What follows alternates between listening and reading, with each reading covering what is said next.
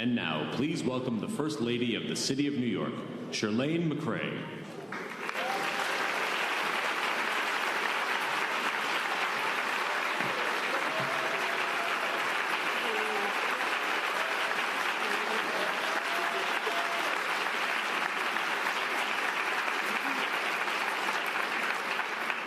Good morning, everyone.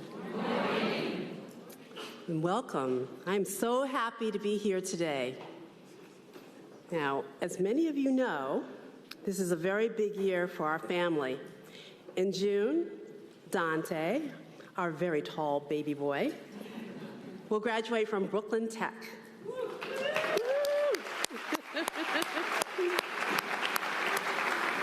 Of course, Bill and I are beyond excited for Dante. The future is wide open for him, and we can't wait to see where he goes next.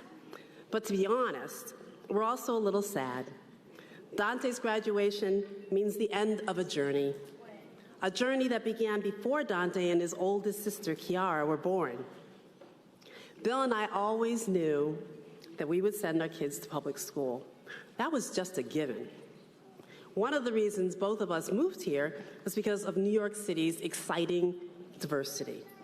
And I'm not just talking about ethnic diversity. I'm talking about economic diversity, intellectual diversity, faith diversity, and every other kind of diversity you can think of. So of course, we wanted our children to be educated in classrooms that reflect the city. And that meant public schools. Just listing the names of the schools Kiara and Dante attended brings back so many memories. PS 372, the children's school. We have some children's school folks here, all right. MS 51, William Alexander Middle School. The Beacon School, where Kiara went to high school. And now, Brooklyn Tech, Dante's soon-to-be alma mater. Now, don't get me wrong. Not all of those memories were filled with sunshine and rainbows. As many of you know, being a parent means facing a never-ending stream of obstacles, both big and small. For example, there were some dinner table conversations when Dante or Kiara would pour out their frustrations about a teacher who allegedly had it in for them. And lucky for me, Bill was at his best in those situations. After patiently listening to all of their allegations, everything they had to say, he would help them take a step back and see the situation through the eyes of the teacher. He would ask, "What is your class like? Is the teacher facing any challenges you may be overlooking? Are you showing the teacher your best shelf? Did you do your homework?" Bill was great at humanizing teachers, at helping Kiara and Dante realize they were doing their best in one of the world's hardest jobs. And his advice for fixing the situation was always the same. Just talk to your teacher. Make her your partner. You both have the same goals. Figure out how you can both work together to achieve them. Bill's advice was always met with great skepticism. After all, what did Dad, who hadn't been in school for decades, know about dealing with teachers? But my husband is a very persuasive man. And in the end, Kiara and Dante would take his advice. And guess what? It worked. It always worked. Bill's strategy was built around a simple philosophy. The key to solving classroom challenges is approaching educators as partners, not adversaries. And that strategy served him well as a father. And now, it's guiding his work as a mayor. Educators played a central role in the development, launch, and implementation of universal pre-K. Educators played a central role in the development, launch, and implementation of after-school programs for all middle school students.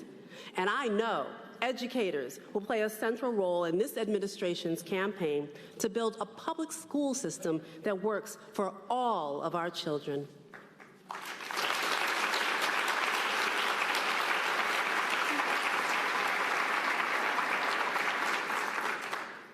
That's just how Bill does things.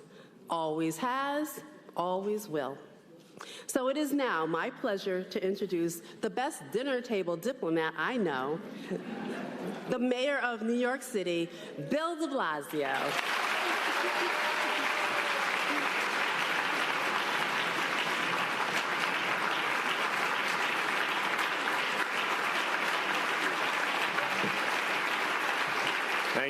Thank you, please.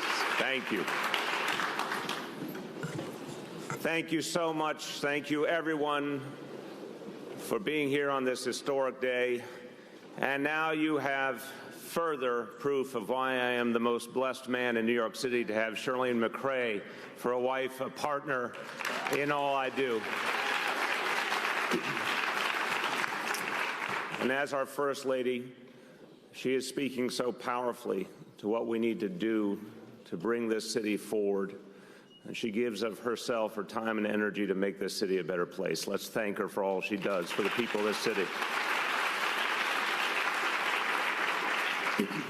It is such a pleasure to be with you, and it is such a pleasure to be at the Coalition, the Coalition School for Social Change. And a lot of really wonderful leaders have joined us today for this occasion. A lot of city leaders and officials, community members, community activists and leaders of all types, because we all care so deeply about making the changes we need in our schools. I want to thank our elected officials, in particular, thank one who represents this district and is our extraordinary partner in government as the Speaker of the City Council, Melissa Mark Viverito. Thank you for your leadership.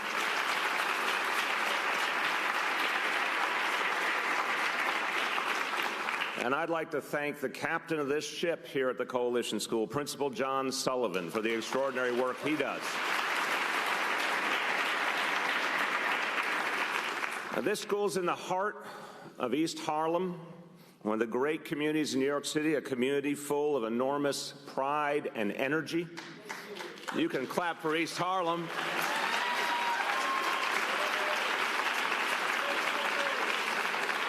And you can feel something's happening in this school. This is a school on the move, a school getting better all the time. You can feel it when you walk in the door. So it's a perfect place to be talking about today's subject, how we improve our schools across the board, and particularly the schools that need help the most. Now, I got to say something about Principal Sullivan, because he epitomizes the kind of leaders who are part of the solution. And it's his energetic leadership that's doing so much, with a dedicated group of fellow administrators and teachers who are bent on bringing new vitality and new capacity to this school. They have a mission. They're devoted to that mission, making this school work. And we've heard from students in the school, they feel the excitement too, and they're excited about a curriculum, a better curriculum that offers everything from architecture to computer repair courses. Curriculum that actually fits today's reality and engages our young people. Well, unfortunately, this school, having been designated for much of its recent history by the state of New York as a quote-unquote focus school, this school, so much of the time, was forced to fend for itself as it tried to turn around. And the previous administration had a policy that a school like this was left to fend for itself. And that's why we're here today, because we reject the notion of giving up on any of our schools.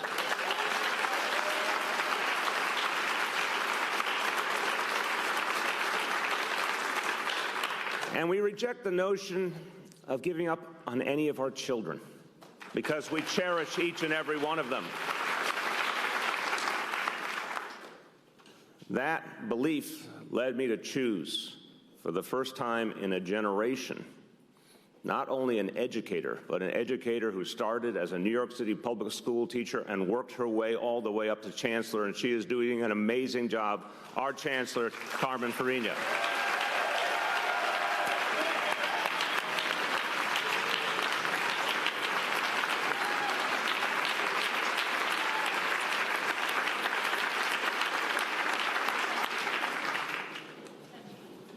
There's something about a leader who started at the grassroots, who started at the first rung of the ladder in a classroom and then excelled there, excelled as a principal, excelled as a superintendent, something I saw firsthand when I was a member of Community School Board 15.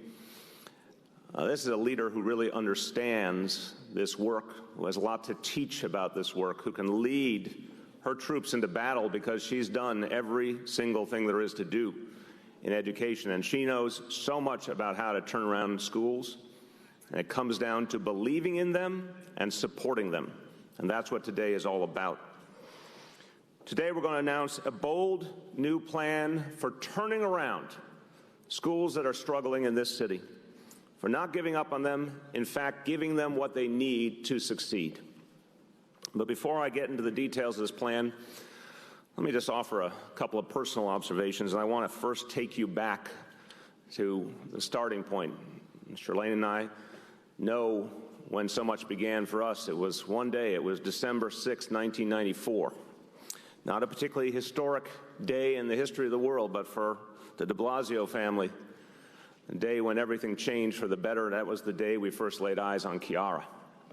And I have said to some of you in this room, I wish this was just a story I was embellishing and making up, but it's entirely true. When we left the hospital, we left Methodist Hospital in Brooklyn.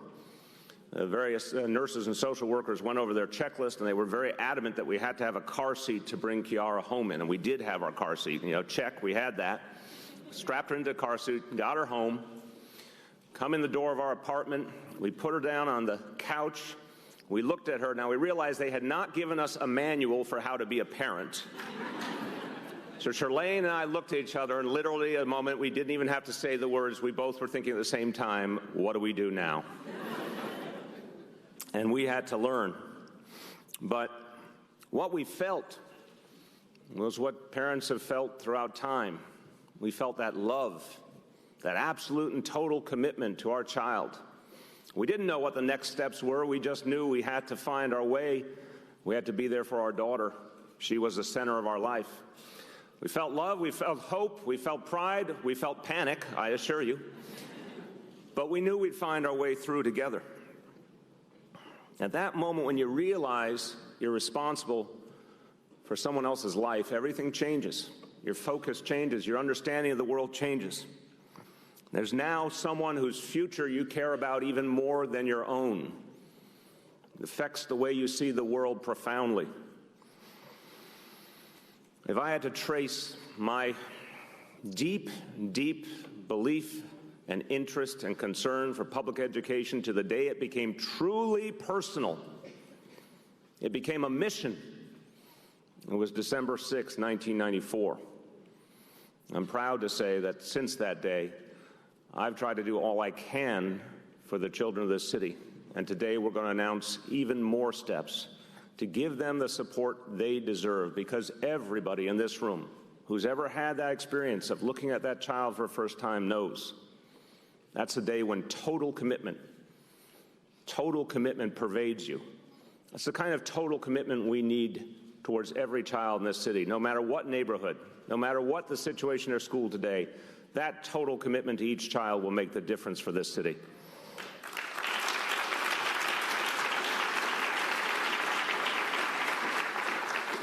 So as Charlene and I said to you, we sent Kiara and then later Dante to public schools proudly. Charlene and I were both products of public schools. We believed it's the right thing to do, to have our kids go every step of the way. And this coming June, that journey will end, and it's going to be a sad day. You will see some tears running down my face. Dante does not think it's a sad day. Dante's 1 foot into the future already.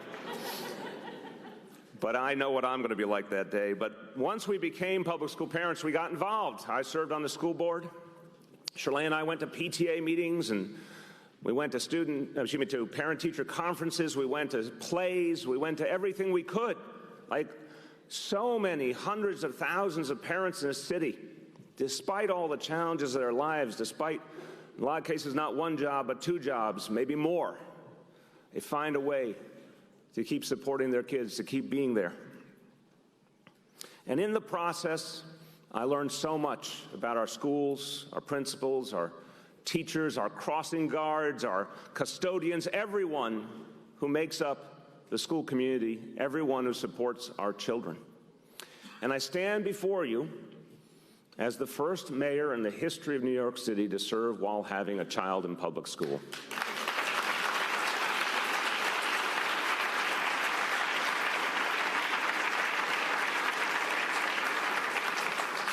So I say this to my fellow public school parents, for everyone who's complained that their school was going to be closed wrongly, or for everyone who's felt a co-location decision was made without them, for everyone who thought high-stakes testing was being overused and was setting us back, any parent who had any of those feelings and wished there was a mayor who understood what parents actually feel, I have a simple message today.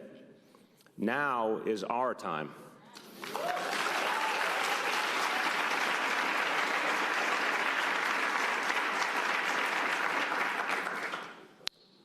Charlene and I worried. We worried about our children. We cared so deeply. We worried about the path they were on. Were we doing everything right? Were we supporting them every way we should? Were we making the right choices about their education so they could thrive in adulthood? And we know that feeling. That first day of school feeling. It's a hopeful day, but it's a day that's tough on parents too. That day when you walk a small child to school for the first time, you let go of that tiny hand. And you hope and you pray that you've made the right decisions. That's all going to work out. You know, anyone who's been through that knows that that begins a journey unto itself. To be a part of your child's education. To be a part of a school community, and knowing it will frame the entire future of your family, what happens in that school building. That's how parents think about it.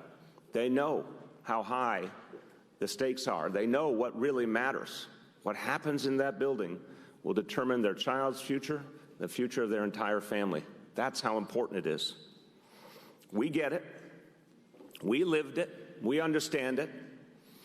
And so I say, from our family to your family, we want for your children what we had. Great schools that gave them a great start in life. Every New York child deserves that.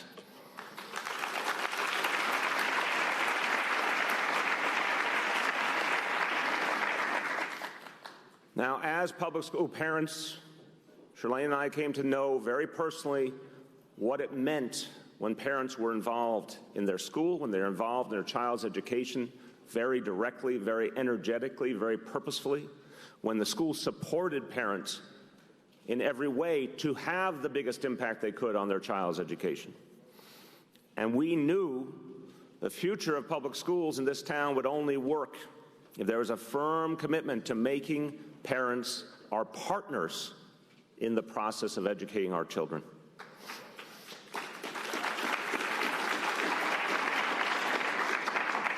And that's for every kind of school. I want to say this at the outset. New York City has many kinds of schools, including, of course, charter schools and religious schools. And all of them play an important role in educating our children.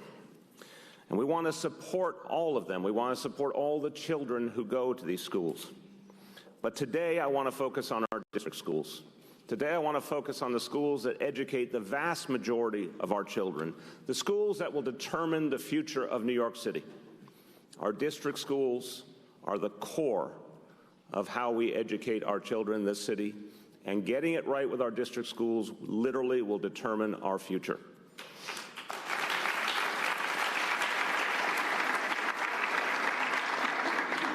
Before I talk about some of the specifics of our plan, let me talk about how some schools have been treated over the years, because we have to be honest about this to be able to find our way forward. We have to be honest about the past. Over the sweep of many decades, as a city, as a society, we've left a lot of children behind. Year after year. Let's be blunt. We all knew it. We all saw it. We divided mentally. We divided schools into quote-unquote good schools and quote-unquote bad schools. People talked about it like that. People felt that was the reality. And implicitly, as a city, we wrote off the bad schools. That's what happened.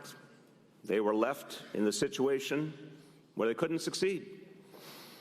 And many of you know firsthand, from painful experience, what a school looks like when it's been written off. These schools were resource poor. Teachers were hamstrung.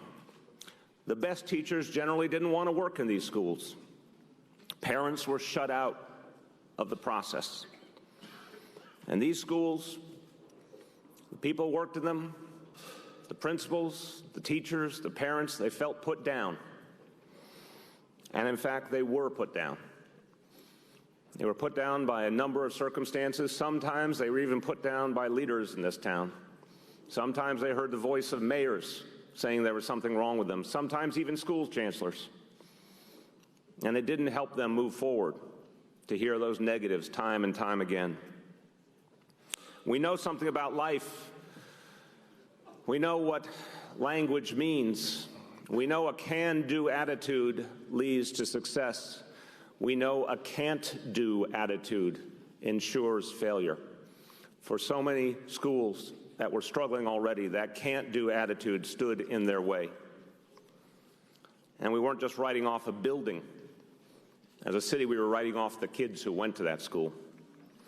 What happened implicitly, and again, not only just over years, over decades, we divided our children into those we believed could succeed and those we were convinced would fail. We decided some of them had the right to dream great dreams, and others would have the bright hopes of youth extinguished right at the beginning. My administration fundamentally rejects these cruel divisions. We don't accept that idea.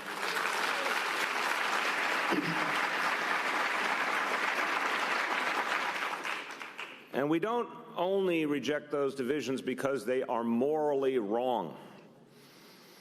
We reject them because the underlying assumptions are just plain wrong as well. No neighborhood, no school has a monopoly on brains and talent. The man who discovered the vaccine for polio, Jonas Salk, was born to a poor immigrant family right here in East Harlem. He could have been written off, but he had a chance and he changed the world. The first Latina on the Supreme Court, the brilliant Sonia Sotomayor,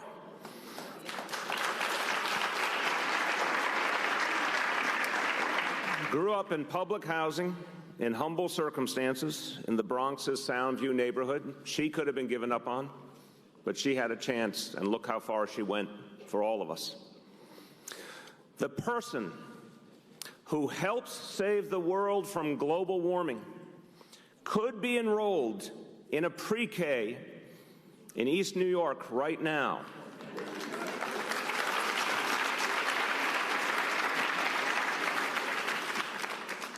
And we need to make sure she gets the education she deserves.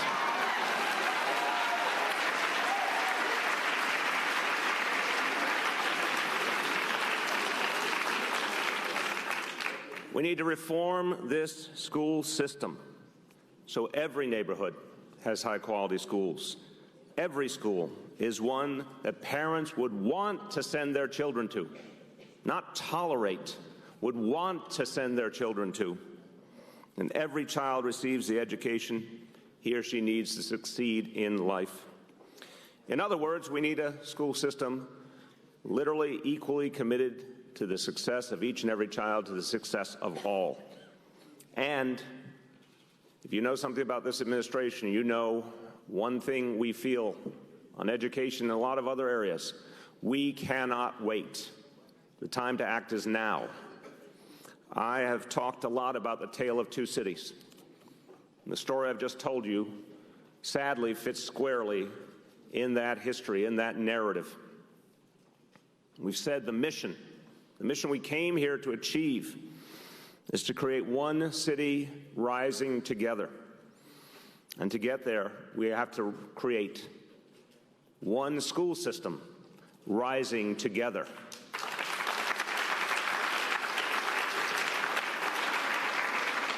At Riverside Church in the spring, I made a commitment to shake the foundations of this school system.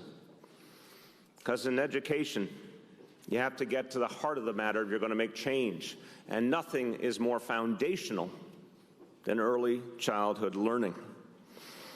And we believed every child in this city should receive pre-K as a matter of right. They had a right to a good education, and that was impossible without quality pre-K. In our first 10 months, we secured the funding and put the plan in place.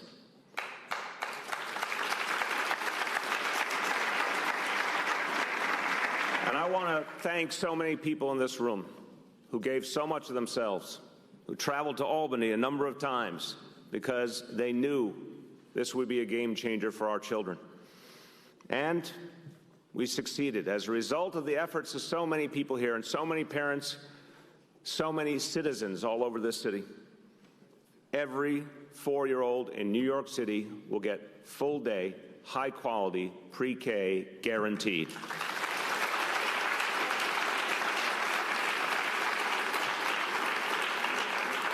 And that initiative got a lot of attention. But at the same time, so many other important building blocks were being put in place. And they're having an equally profound impact on changing this school system. First of all, we made an historic investment in extending the school day, nearly doubling the number of middle school students in extended day programs. And these programs reach our young people at the time they need the help.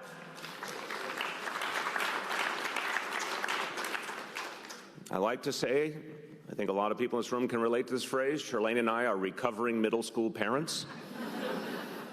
It is a tough time, it's a decisive time. Kids can get pulled in the wrong direction at that age.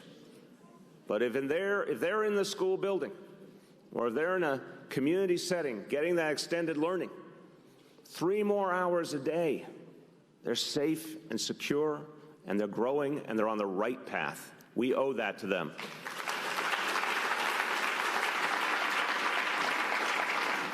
Because of our actions, over 40,000 middle school students who would have been hanging out on the streets or home alone now are in quality extended learning programs.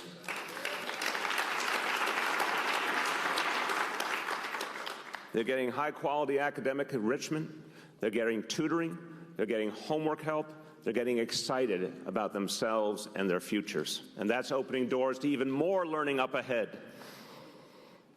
Now, the extended day programs, like the Pre-K for All initiative, they give students educational opportunity, and they also give them social support at a key point in their development.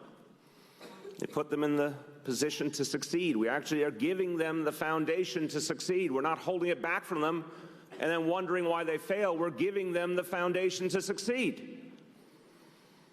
But we've done more in these 10 months. We've dramatically increased the role of our parents in our schools.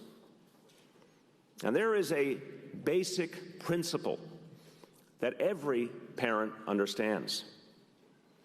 Los padres son los primeros y mejores maestros de nuestros niños.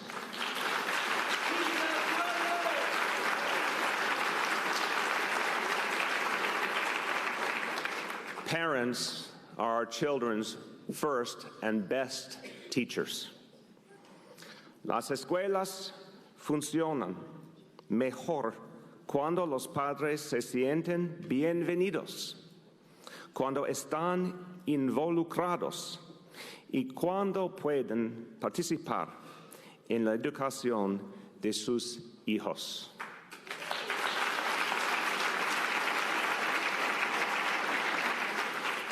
Schools work best when parents feel welcome, when they're involved, and when they participate in their children's education, regardless of what language they speak at home.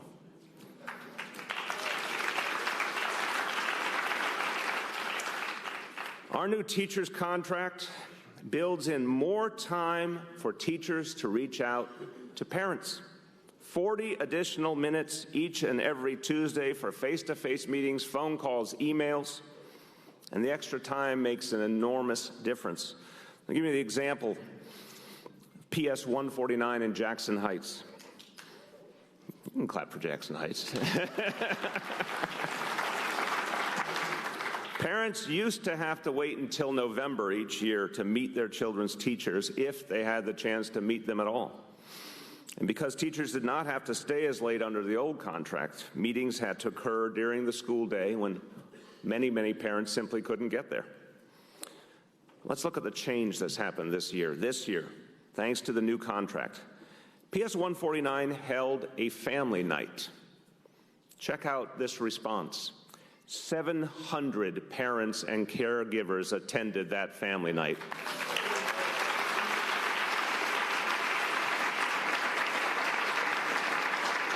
Look what happens when you open the door, when you tell people that they matter, that we need them. Look at that response. One school, one neighborhood, already how quickly things have changed. And our belief in parental involvement, it's not just an article of faith. It's not just because we think it's a nice idea. There's so much research to back it. A Harvard Graduate School of Education study in 2012 found that strong teacher-family communication increased class participation by 15% and increased the likelihood that students completed their homework by 40%. That is real progress. That's why we need parents to be part of the solution.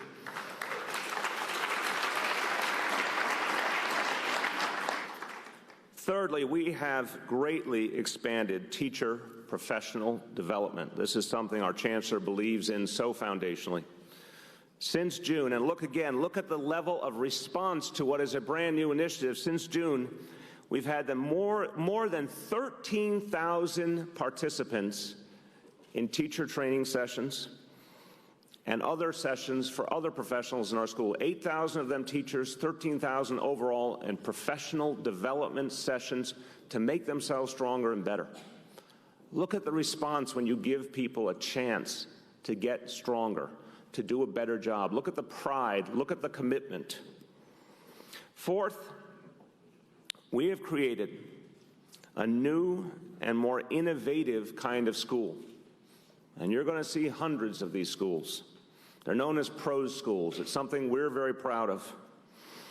These schools will be given more independence to depart from Department of Education rules and union rules alike when the school community thinks it makes sense, to rewrite their own playbook.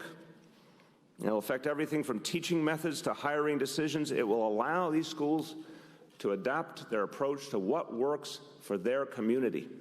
That's creating tremendous excitement among professionals who strive for excellence and achievement, among parents who feel their voices are being heard. There's that energy of innovation, and it's happening every day already as these PROS schools are starting to take shape. People are involved because they know they can make a change. This is an extraordinary and powerful step forward for New York City Public Schools. Now, these are the things we've done over the last 10 months.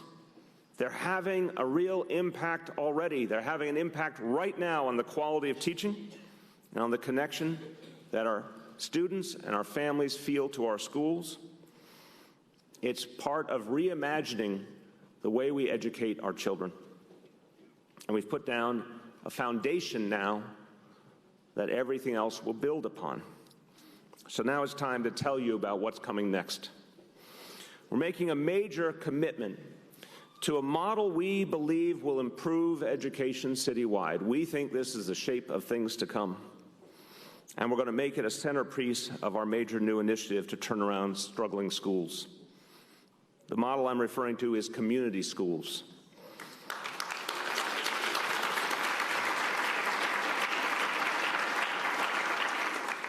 Powerful name, and I'm going to describe to you just how much impact it can have. You've heard before from this administration as we've launched ourselves on the path to a fuller commitment to community schools.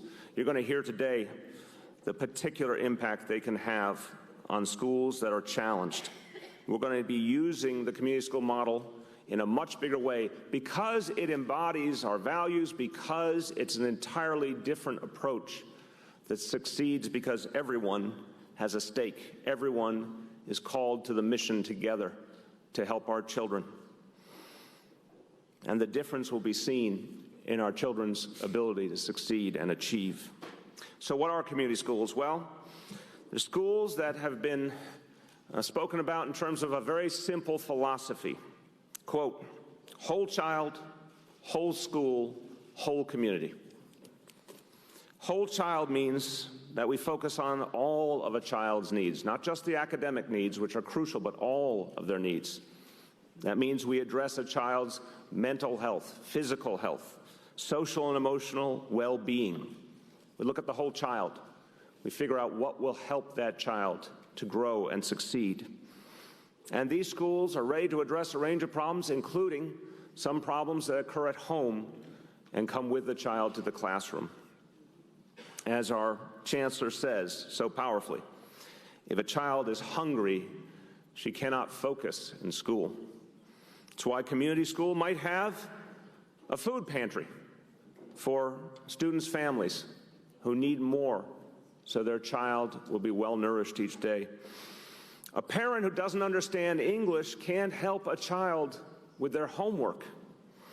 That's why community schools might offer English language courses for parents as well, to really build that bond.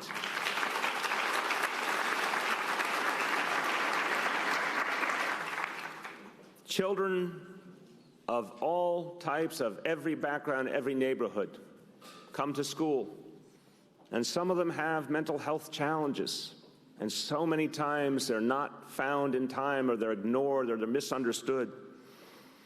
The community schools have ways to identify a child's needs and address them early when the greatest impact can be had.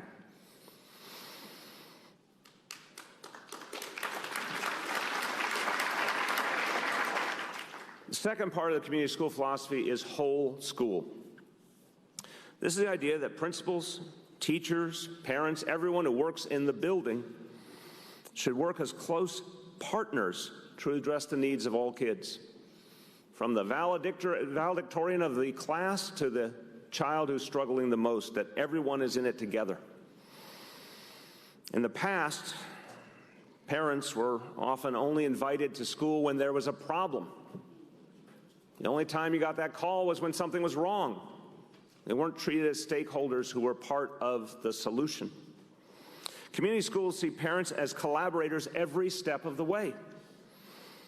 As I said, Charlene and I have always seen Kiara and Dante's schools not just as a building, but as almost a second home, an extension of our family, because what was happening there was so important to us, so personal, and we had such a sense of connection to the people at that school. It felt like an extended family.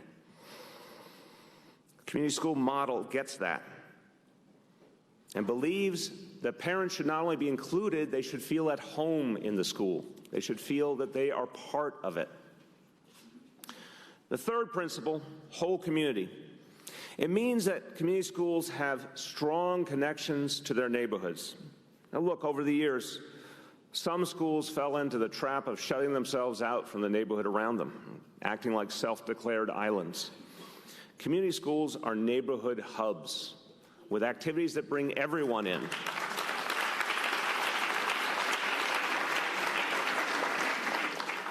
Making it a centerpiece of the community, having events and programs on nights and weekends so everyone in the community can feel a part of that one place that determines our future, our neighborhood school. So, thinking about community schools in terms of those three principles, I think, helps lay out the vision. But there's another way I find very helpful. Community schools actually address the way we live today, the way we live now, how life is, how it's lived by everyday New Yorkers. Community schools think about things differently because, let's face it, the traditional education model was created for a very different time and place. We do run, as my wife likes to remind us, on an agricultural calendar in our schools. I have not met a lot of farmers in my travels around New York City. We had schools and the whole idea of the school day and the approach created when most families had only one income, when the notion of a two-income family was a rarity, when most women did not work outside the home, and when graduating high school was, for so many young people, all they needed to get a job in a factory or in what was abundant labor for folks with fewer skills. That's a model literally created in the 1800s. We can't use a 19th century model to address 21st century problems.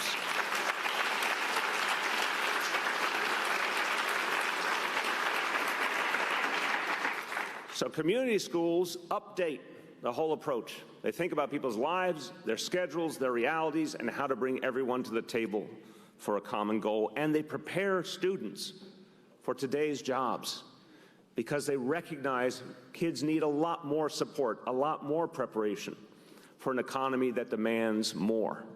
So this is a model that speaks to how we live today. Now, what would you see? If you went to a community school and you took a look around, what would you see? Well, you'd see the same as in any model of a school, a principal, teachers, classrooms, but you'd see some other folks as well.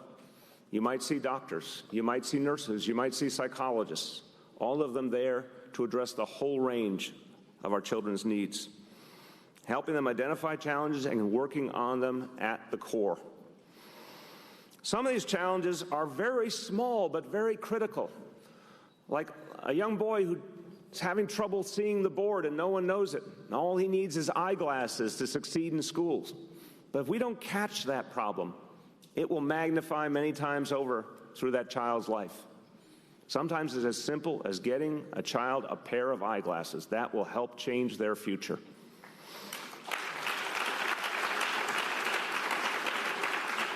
And sometimes the problems are bigger and more complex.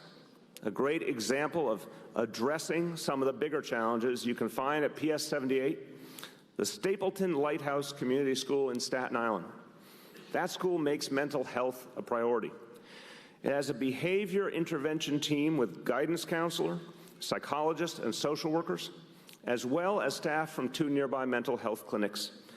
And it identifies challenges that kids have that we know are common, like ADHD or depression. And it helps get kids support early so they don't have to suffer, so they don't have to feel there's something wrong with them. It respects these children and these families by saying, we see the problem and we can help you with the problem and we're going to work together to solve the problem. That's what community schools do.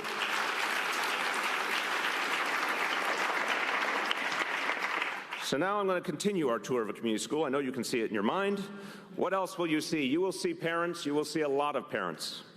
Community schools involve parents and help them understand the stake they can and should have in their child's education. Now, getting parents involved, again, it's not just an idea. It's not just something that sounds nice. It has very tangible impacts. I told you about the study that Harvard did, but think about it. Think about what it leads to when a parent's truly involved, when they're on the same page with the teacher, when they're working as a team. It means homework will get done. It means there'll be more reading at home. It means if there's a problem, the child will hear the same voice on what they have to do to address the problem, whether in the classroom or at the kitchen table. One voice telling them what has to be done. Imagine the power of that unity and that partnership. Imagine how practically that can change so many children's lives. Community schools also will have evidence of one other thing. As you look around, as you go on your tour with me, you're going to see something else. And something necessary, more resources. Community schools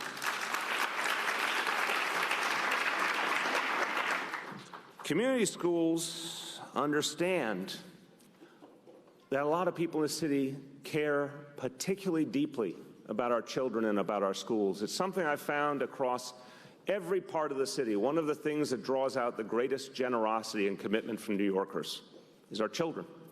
So many people want to help. The community school model engages everyone who wants to help and helps draw on all of the community's resources to help our children. Think about it. Everyone who wants to be part of the solution being given that opportunity because they know in that school building the future is being written. So community schools think creatively about how to get everything they need from their neighbors.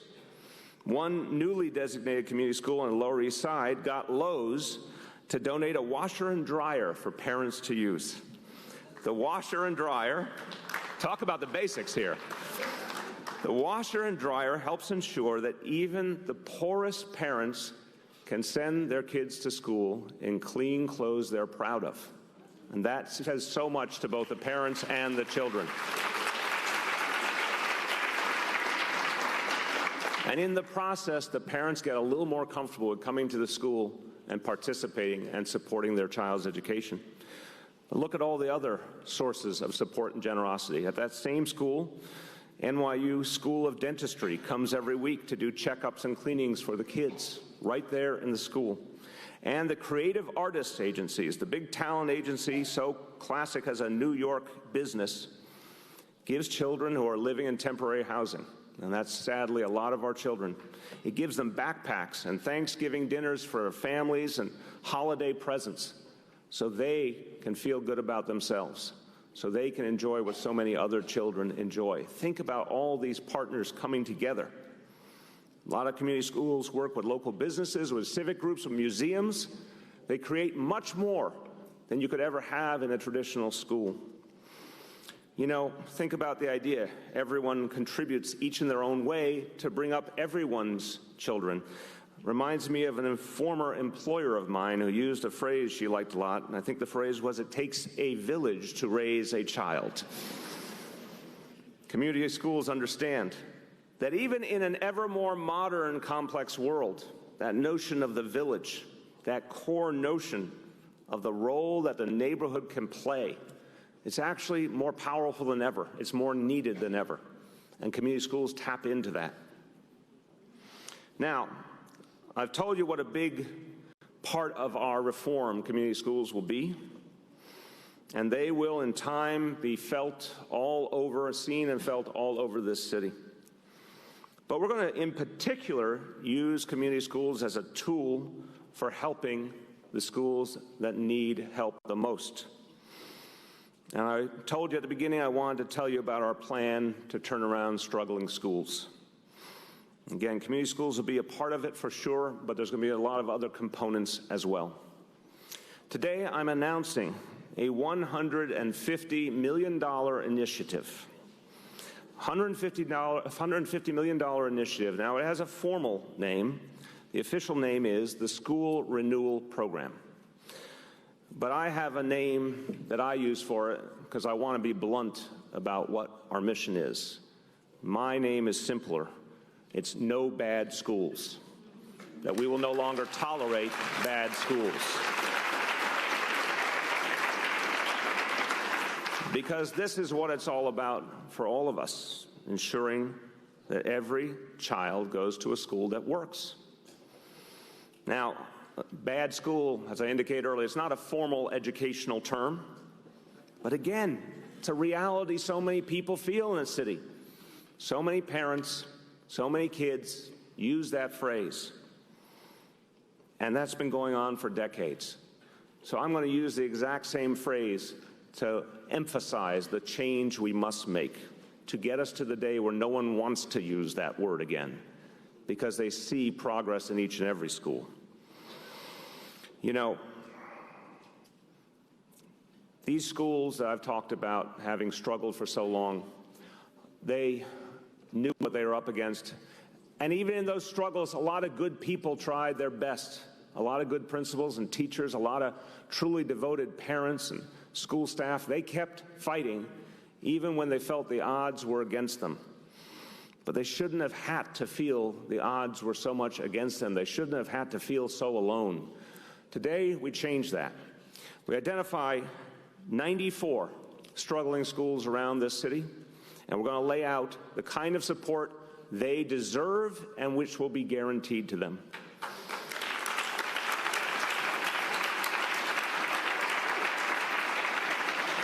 These are the schools that are most in need of help and which we will rush help to right away.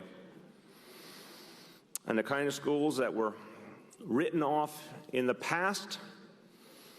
And they were written off in two ways, and I think it's important to explain this before I go on to the details of the program. These schools were written off first with neglect. In so many cases, the schools were committing educational malpractice, and the intervention didn't come. But in other cases, there was a different kind of reaction that sadly magnified the problem. A lot of schools were simply and abruptly shut down based on a single standardized test, and that was wrong.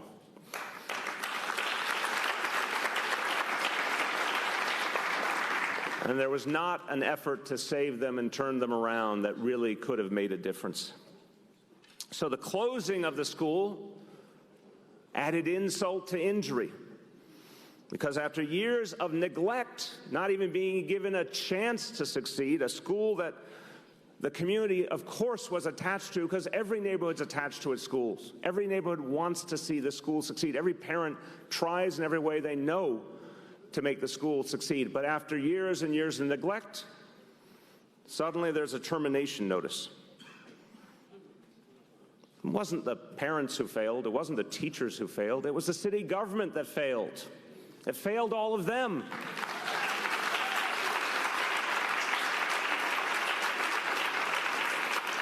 Because if you don't give a school the resources it needs, if you don't give it the staffing it needs, if you don't give it the innovations it needs, why would you be surprised if year after year it falls behind?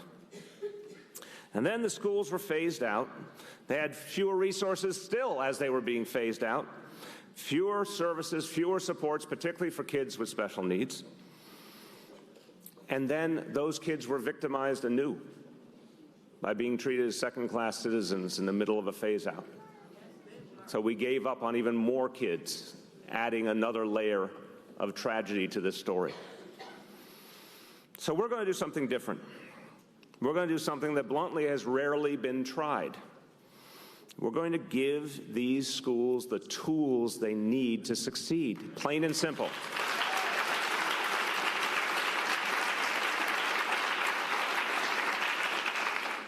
Some of this is already in place, and a lot of it has not been done before either. Pre-K for all has never been done before. Extended learning programs for our middle school kids on this scale, never done before. The extra professional development time in the contract, that's new. That's never been done on this scale. A lot of the supports are already in motion, are already being felt, but we have to do a lot more. And this new set of initiatives is designed to turn every one of these 94 renewal schools into successful schools. Let me tell you about the details. First, we want to transform each and every one of the 94 renewal schools into community schools as well. They will have the community school model to support them. That step alone will fundamentally change the way these schools operate and will change the life of the school community profoundly. That will start immediately. Second, we will provide something that both parents and educators agree is critical: more time in the school day for the schools that need it the most. Every student in a renewal school will get an extra hour of instructional time every school day.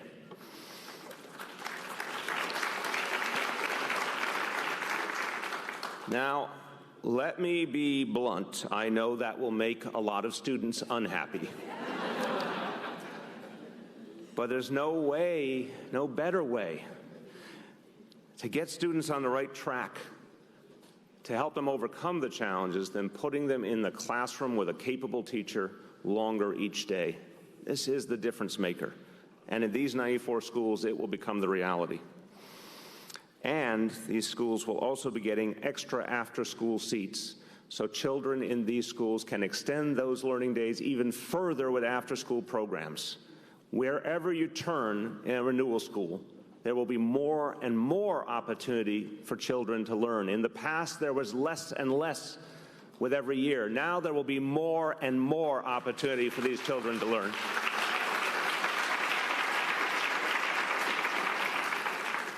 Third, Renewal schools will get even more professional training opportunities for the teachers. Teachers at the front line deserve even more support to become better professionals.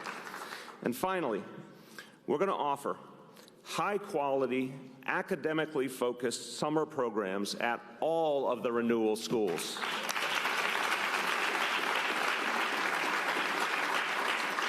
We're not going to have a situation where kids lose some of their momentum over the summer.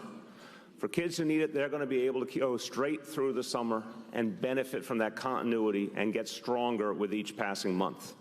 That's a program for profound change in these 94 schools. Now, it takes money. It takes resources. I can't think of a better investment. These 94 Renewal schools will get an additional $150 million. And that's a lot of money, but it's just a beginning. The total cost of turning around all of our schools will cost more. There's no doubt about it. And we will need Albany to step up and be part of the solution, and we'll need your help to make sure it happens.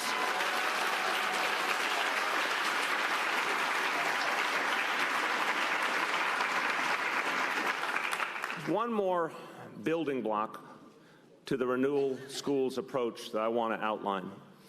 And it could be said this could be the most important piece: accountability. And I want to be clear about how we look at these Renewal schools, what our vision is. Our vision is a vision of success. Our plan is for success. We believe they will turn around. And we're going to dedicate the resources, and we're going to give them the focus they deserve. But we're going to also hold these schools and the educational professionals in these schools responsible. We're going to hold them responsible for getting us where we need to go. We'll give them the support, we'll give them the tools, we'll give them the resources. They have to succeed. And if, in some cases, and I think those cases will be rare, a school doesn't succeed, we'll use our power under the teacher's contract and other means to keep professionals accountable. We'll apply the vision of extra help, of extra support, and full accountability to each and every one of the 94 schools. And there's going to be 3 ways of doing it. Do we get to go to recess? Recess is coming. The speech is almost done. I think Principal Sullivan is like sending a message.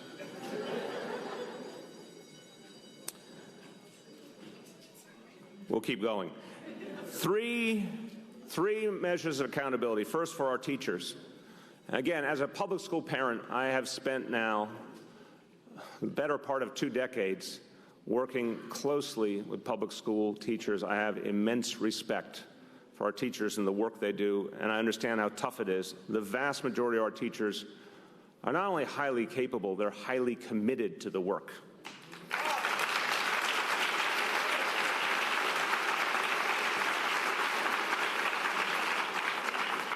And they've been clamoring for more support. And we're going to give them that support in these 94 schools. They won't have to clamor anymore. It will be there for them. With pleasure, we will provide the support they deserve. We also know there are some teachers who aren't delivering for our kids. Now, some of these teachers just need a helping hand. Some of them need more support. Some of them need more professional development. And these resources will give them that chance. They're going to have a chance for more training. They're going to have a chance to work with mentors, with high-performing teachers who know how to get the job done and can help the next generation to achieve. And there's going to be some teachers, sadly, who don't belong in the profession. In that case, we're going to document their challenges, and we'll respect their due process rights for sure, but we'll make changes in the faculty of a school that isn't improving despite a huge amount of investment. We'll invest, but we'll hold teachers accountable as well.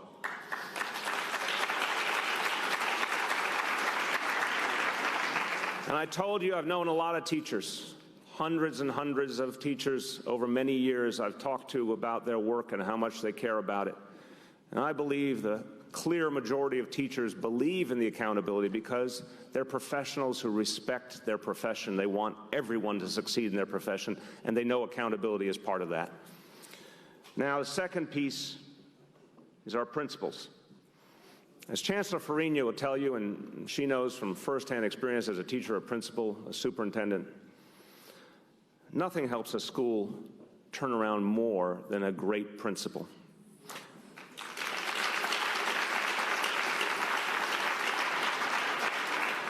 I saw it when I was a school board member. I saw the transformative effect a great leader can have. We're seeing it right here with John Sullivan. We're seeing what one man can do to bring everyone together in a common vision. But some principals need to do better, and we'll support them as well. We're going to get experts from both inside and outside the school system come in and support principals who need a helping hand, who need new ideas, who need to be shown approaches that might work better, who need some coaching. We're increasing the role of our superintendents, veteran educators, who will help to supervise and support principals, particularly in our renewal schools. We've brought in a new team of superintendents, and they're the kind of leaders who can provide real guidance, real coaching to principals who might need that helping hand. But again, these efforts don't work. We will use the authority the law gives us to remove a principal who can't turn the school around. Same thing I said about teachers. I know a lot of principals. I have immense respect for the principals of the city. I think it is literally one of the toughest jobs there is in New York City. And they, too, the clear majority of principals I've talked to, believe in accountability because they are leaders and professionals who want to see each and every one of their colleagues succeed. And they believe accountability is something that leaders embrace and don't run from.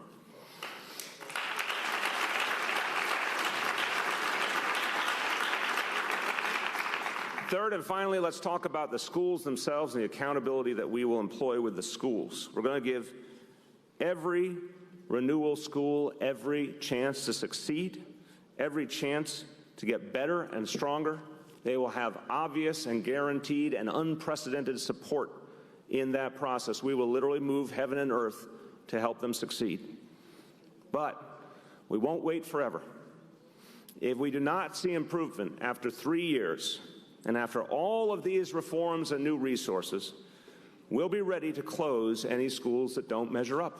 It's as simple as that. We will not close them casually as was done so often in the past. We will only close them as a last resort. We are planning for success, but in the few cases where we may not see it, we have to have this measure of accountability. It's crucial to hold schools accountable because even the greatest reform plan in the world makes little difference if there's no consequence for failure. So we're holding up the consequence. But we're holding it up in a spirit of shared mission, in a belief that we will succeed, that everyone will do their best and will help each other and will finally have the resources and the support and the belief from the leadership of this city that they can succeed. And actually being told that you can and will succeed makes a big difference in life. So to all the people in these 94 renewal schools, to the principals, to the teachers, to the school staff, to the parents, I'll say it simply. I believe you can succeed. I believe you will succeed. We will be with you every step of the way.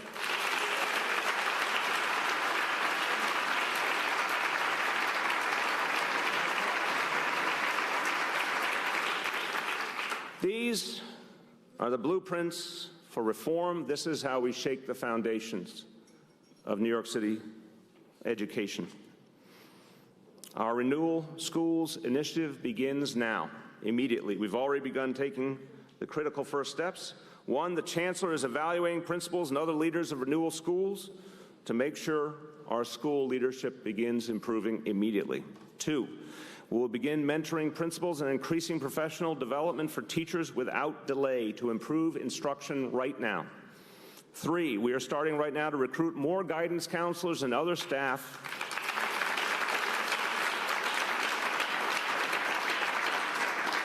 to be added to these struggling schools this spring. And just as a parent, can I take a moment to say there's not enough credit given to our guidance counselors. I thank them for the work they do for our school system.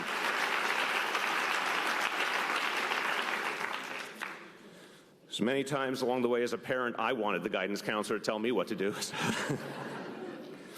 Fourth, we're going to act quickly to create and to strengthen parent-teacher associations and school leadership teams. I'm saying it that way because we know that these entities give so much important involvement to parents in the decisions of their school. They create so much momentum and accountability, but not all schools have one that's functioning. Think about it.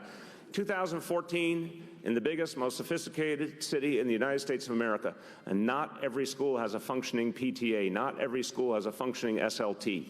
That has to be changed right now. We will ensure that these vital parent organizations exist in every Renewal school by January 15th, 2015. In the second year of our efforts, more changes will be visible in all 94 Renewal schools. One, with the new school year in September, we'll begin adding highly experienced master teachers to work with the existing faculty. Two, we will place additional mental health professionals, guidance counselors, and other professionals in all Renewal schools. Three, we will have in place, pending the approval of the Council of Supervisors and Administrators, that means you, Ernie, we will have in place innovative ambassador teams. These are expert teams that will come in from outside. They'll include a highly skilled principal, assistant principals, and teachers to lead the school and assess the school needs. And they will act quickly and decisively to bring about necessary changes. These will be some of the best and the brightest that can help us turn around some of the schools that need it the most.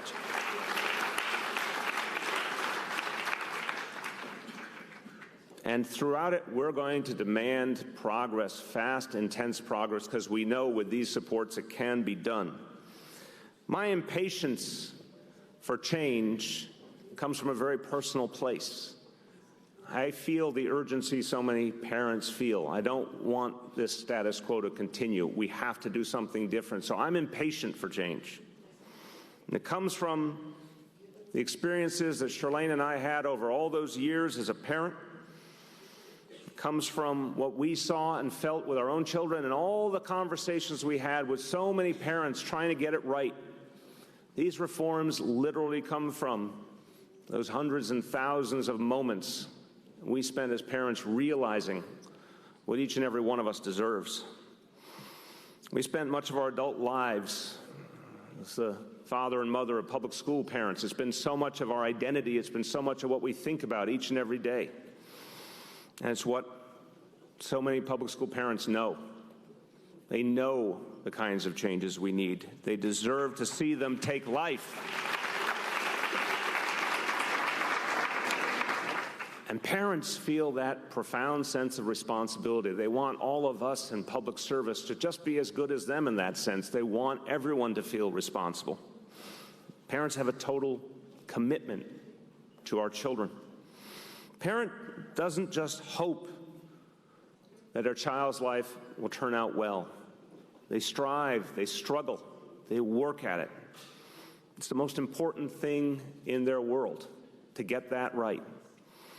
And I have to tell you, history teaches us to help their children move forward. Parents will do everything in their ability, things they thought weren't even possible. They'll cross oceans to a new country if that's what it takes.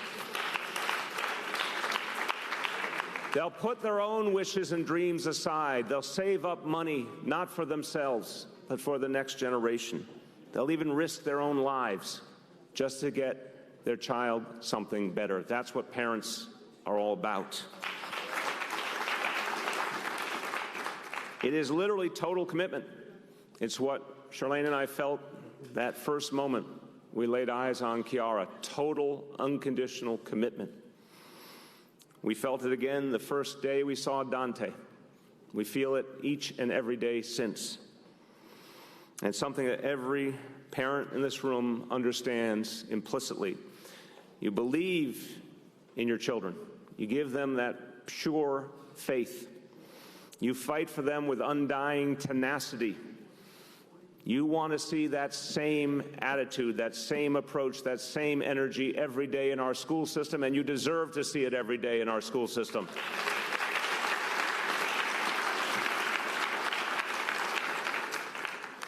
You will see a parent's faith in every child played out in each school in need. You will see a parent's commitment not to give up. And that is my promise to you today, that we believe in every child in New York City public schools, and we will not give up on a single one of them. Thank you.